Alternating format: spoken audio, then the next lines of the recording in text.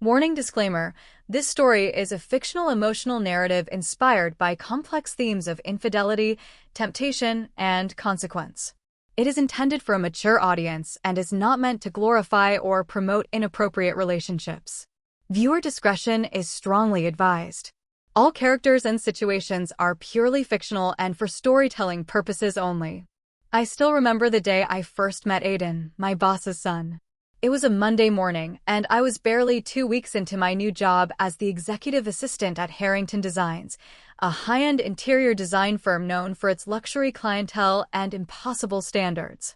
I was still learning where the coffee filters were and how the boss liked her emails formatted. That morning, everything changed. The glass door swung open with a loud whoosh, and in he walked, tall, sculpted, and with a casual arrogance that could only come from someone born into power.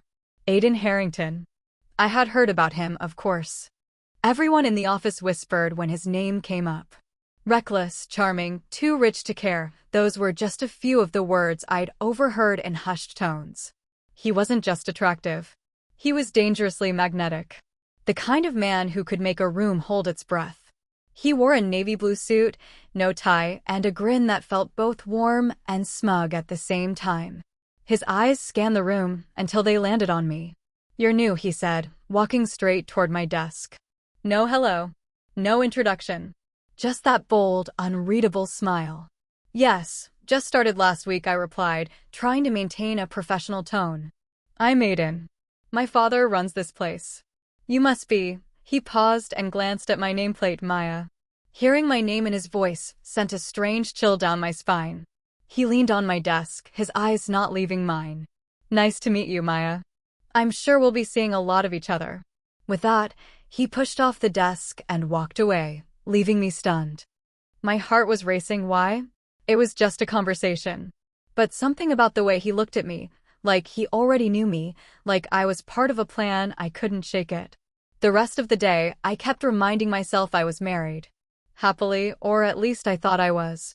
My husband, Ryan, was kind, loyal, and safe. But lately, our marriage felt routine. Like something we checked off a to-do list. Passion had slowly faded into obligation. That night, as I lay in bed beside Ryan, I caught myself thinking about Aiden's smirk. His confidence. His eyes. It was wrong, I knew. But something had been stirred that I couldn't push back down. And deep down, I feared this was only the beginning. The next few days at work felt different. Aiden had this way of lingering, not just physically, but in my thoughts. Every time I turned a corner, he seemed to be there. Always relaxed, always watching, always ready with a smile that teetered between innocent and dangerous. It started small. Compliments. Observations. A teasing tone that no one else seemed to notice or dared to acknowledge. "New earrings," he asked one morning, handing me a coffee I never asked for. "Suits you. Makes your neck look longer." I blinked, unsure whether to thank him or shut him down. But instead, I laughed softly, like it was harmless. Like I was harmless. He began dropping by my desk more often. Sometimes he brought work, files, reports, or questions about scheduling, but most times, he brought nothing except that smirk. One day, he sat on the edge of my desk and said, "You know, you're too poised to be just someone's assistant. What did you really want to be?"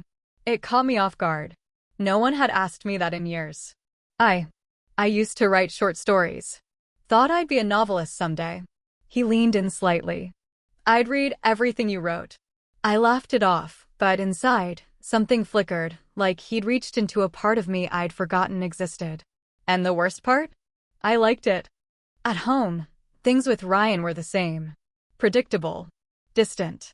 He worked late, I cooked dinner, we watched TV in silence, and then went to bed like strangers playing the role of husband and wife. That contrast made Aiden even more dangerous. One Thursday afternoon, it went a step further. I was coming out of the break room when he brushed past me in the hallway, so close that our arms touched. "Careful," he whispered. "Keep looking at me like that, and someone might think you're falling." I stared at him, frozen. "Looking at you like what?" He tilted his head and smiled. "Like I'm already under your skin." I should have walked away. I should have told HR.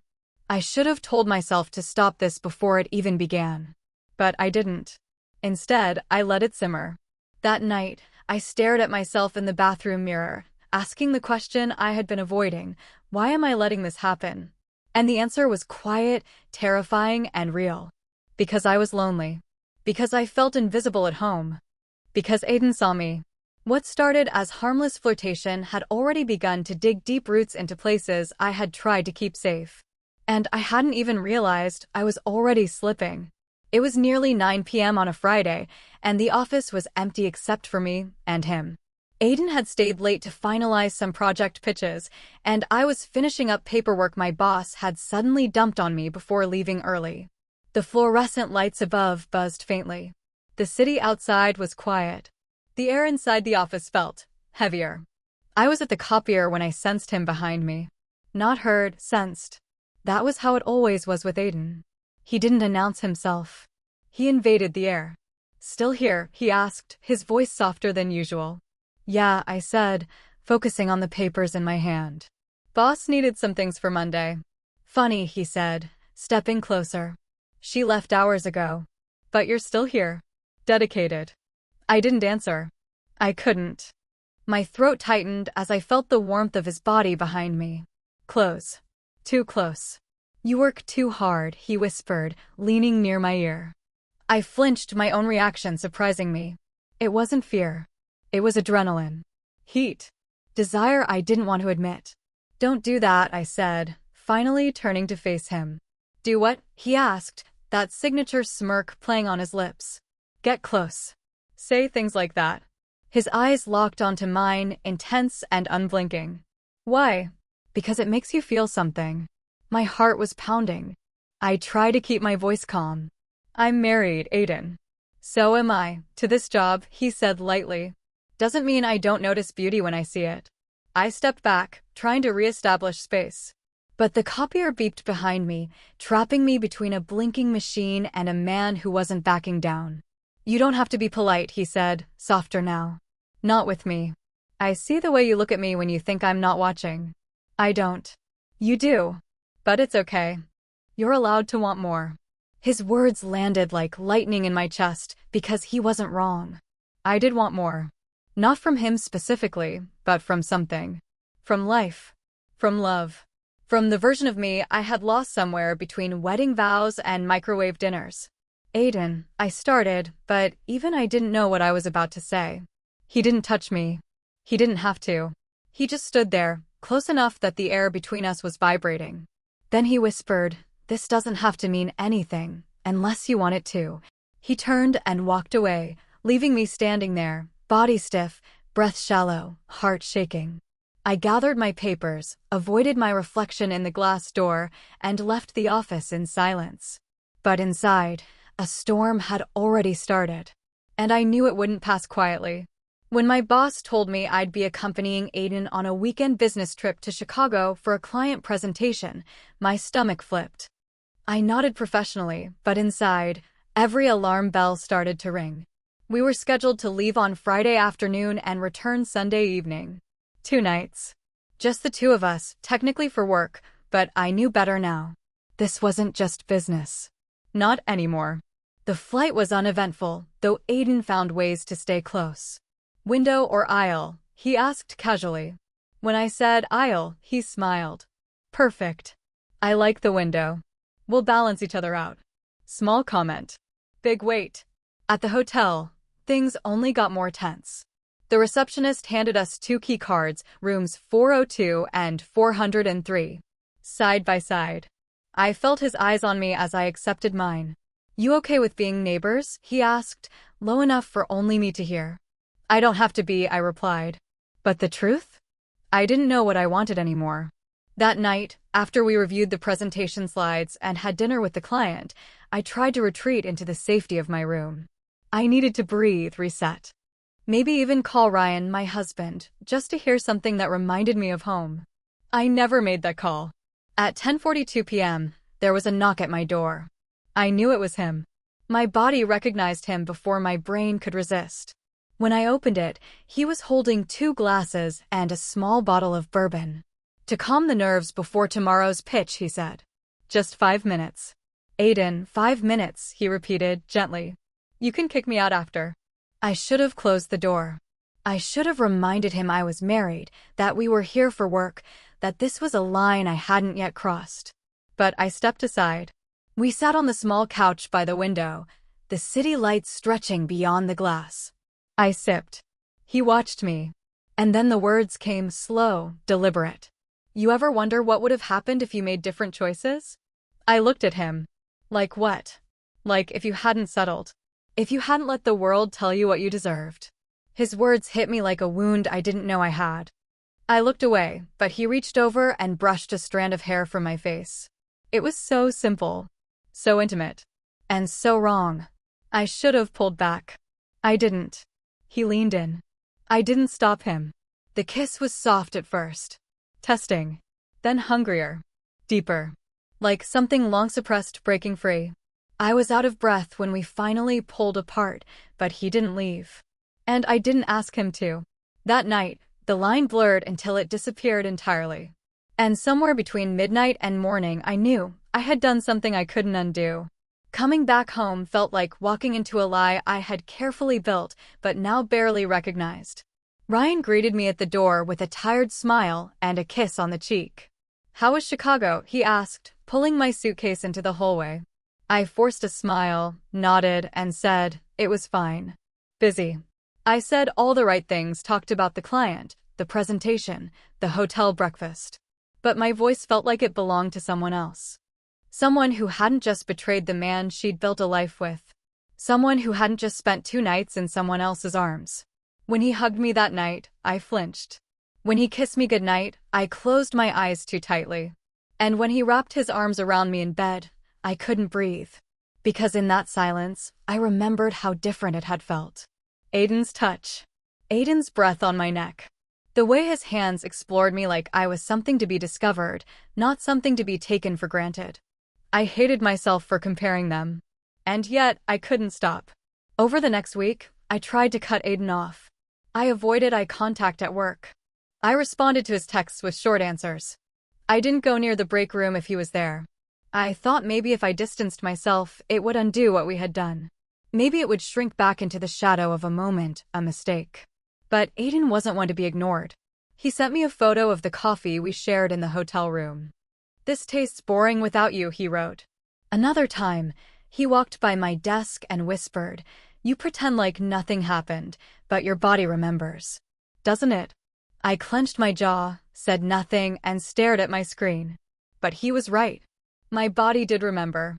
And worse, so did my heart. The guilt hit me hardest at home. Ryan was trying. He noticed I was distant and asked if I was okay. I told him I was just tired. He offered to cook dinner one night, something he hadn't done in months. He even picked up flowers on his way back from work.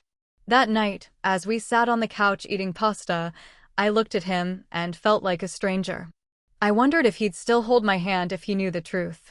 If he knew I had let someone else undress me, emotionally and physically. I excused myself, went to the bathroom, and cried silently with the tap running. I thought cheating would feel thrilling. Instead, it felt like drowning. And the worst part was I wasn't sure I wanted to be saved. The annual office party was held at a rooftop lounge downtown, an elegant venue lit with golden fairy lights and filled with the hum of laughter, clinking glasses, and jazz music floating through the air. I wore a deep emerald dress Ryan had picked out for me months ago but never seen me wear. I thought maybe tonight I could remember who I used to be. The good version. The loyal wife. Ryan came with me.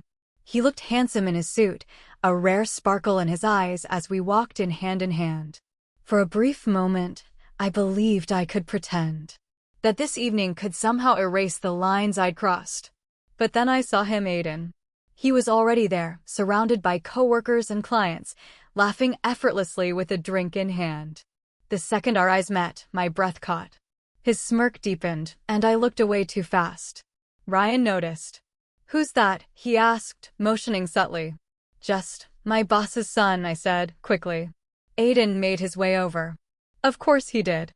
Good evening, he said smoothly, extending his hand to Ryan. Aiden Harrington. Ryan smiled politely and shook his hand. Ryan, Maya's husband. Aiden's eyes flickered, but his face didn't change. Pleasure to meet you. You're lucky, he said, glancing at me. Your wife is one of the sharpest people we've got. I nearly choked on my drink. Ryan beamed. Yeah, she's pretty incredible. Aiden's gaze lingered on me for a second longer, knowing, heavy, and so calm it made my skin crawl. Enjoy the party, he said before walking away, leaving behind the sharp scent of his cologne and a tight knot in my stomach. The rest of the night was a blur. Ryan introduced me to a few coworkers. We danced once, slowly, under the fairy lights. From across the room, I caught Aiden watching us. But his expression wasn't jealous. It was amused. Like he was testing how far I'd let this double life stretch. When Ryan stepped away to take a call, Aiden slipped beside me at the bar. You look beautiful tonight, he said. Don't, I whispered sharply. He's right there. And yet you keep looking at me, he replied, his voice low, like silk across my nerves. I don't want this anymore. He leaned in, eyes intense. You keep saying that. But your body still tells me the truth. Before I could respond, Ryan returned, smiling and wrapping his arm around my waist. Everything okay? I nodded. Yeah, just tired. But inside, I was shaking.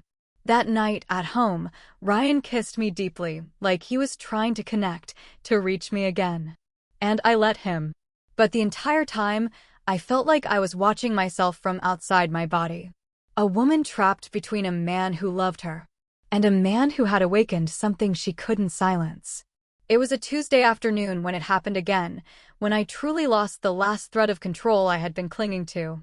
I was in the file room, sorting through binders and project plans when I heard the door click shut behind me. My pulse spiked. I didn't need to turn around. I already knew it was him. Aiden, I said without looking. I miss this silence, he said, stepping closer. No eyes. No rules. Just us. I turned, trying to hold my ground. You can't keep doing this. But you don't want me to stop, he said softly. Do you? My breath caught in my throat. He was close now, too close. The kind of close that burned before it touched. I do, I whispered. I'm married. His hand reached out and brushed mine light as air, but it felt like fire. So am I. To this chaos we created. And neither of us is walking away. I backed into the shelves, my voice trembling. This isn't real. It's lust, it's loneliness. Then stop pretending you don't love how alive you feel when I touch you. And then, just like that, he kissed me. Deep, hungry, and certain. I told myself to push him away. I told myself this was wrong, that I didn't want it. But my hands betrayed me, curling into his jacket, pulling him closer. We moved like we were starving. His mouth found my neck, my collarbone, and I felt everything else disappear the room, my marriage, my guilt. There was just breath. Skin. Need. When it ended, I was breathless. My back against cold metal. My chest heaving. His hands still on my waist. This has to stop, I whispered again, this time weaker. Because even I didn't believe my own words anymore. He leaned in, lips brushing my ear. Then stop coming alive every time I'm near you. He left first, adjusting his collar and walking out like nothing had happened. I stood there for a moment, dizzy, shaken, terrified. I had said stop, but my body said more. That night, I couldn't face Ryan. I pretended to have a headache and went to bed early. He rubbed my back gently, offering to bring me tea. You've seemed off lately, he said quietly. I said nothing. Because what could I say? I betrayed you in the file room today. I let another man undress me with a glance, then touch me until I forgot your name. I curled into myself and cried silently when the lights went off. This wasn't just infidelity anymore. It was addiction. A slow, unraveling obsession. And I was losing pieces of myself every time I let it happen. The truth always finds a way out. And mine came crashing through the surface like a tidal wave. It happened on an ordinary Thursday, nothing dramatic. A coworker slipped. Just a passing comment about the chemistry between Aiden and me. She didn't mean anything by it. But Ryan heard. He had stopped by the office to surprise me with lunch. He smiled at her joke, but I saw something shift in his eyes. He said nothing in the moment. He kissed my cheek, handed me the sandwich, and left. That night, he didn't speak at dinner. I knew. My hands trembled as I washed the dishes. My stomach churned when he finally turned to face me, his voice hollow. How long? I didn't lie. I didn't make excuses. I didn't cry. 2 months, I said, barely above a whisper. The silence that followed was deafening. He stared at me like he didn't recognize me anymore. And maybe he didn't, maybe I didn't either. Why? He finally asked. I had no answer that could make it right. Because I was lonely. Because I felt invisible. Because he made me feel something. He nodded slowly, like each word was a nail in the coffin of everything we'd built. And then he left. He didn't scream. He didn't beg. He just walked out. Days blurred into each other after that. I kept going to work, but something inside me was broken. Aiden acted like nothing had changed. He still flashed that arrogant smile. Still sent cryptic texts. But something in me had shifted. One day, I walked into his office and closed the door. I told him, I said. He looked up from his laptop. Told him what? About us. Everything. He leaned back, almost amused. That wasn't part of the plan. There was no plan, Aiden. You used me to feel powerful. I used you to feel alive. But now? I just feel hollow. He gave a shrug. It was fun while it lasted. I stared at him, stunned. After everything. After the pain. The destruction. He didn't feel a thing. You really don't care, do you? He stood up, walked over, and placed a hand on my shoulder. You're stronger than you think, Maya. This wasn't love. This was escape. And, just like that, he walked away. Untouched. Unbothered. I took a leave of absence from work the next day. Packed a small bag. Left the city. I didn't know where I was going, but I knew I needed to find something, anything that felt like truth. Now, I sit in a quiet town, writing in a notebook I haven't opened in years. The one I used to write stories in. Before life hardened me. Before guilt defined me. I don't know if Ryan will ever forgive me. I don't know if I'll ever forgive myself. But I do know this. One moment of weakness can cost you everything. And sometimes, survival means learning to live with the scars. 94L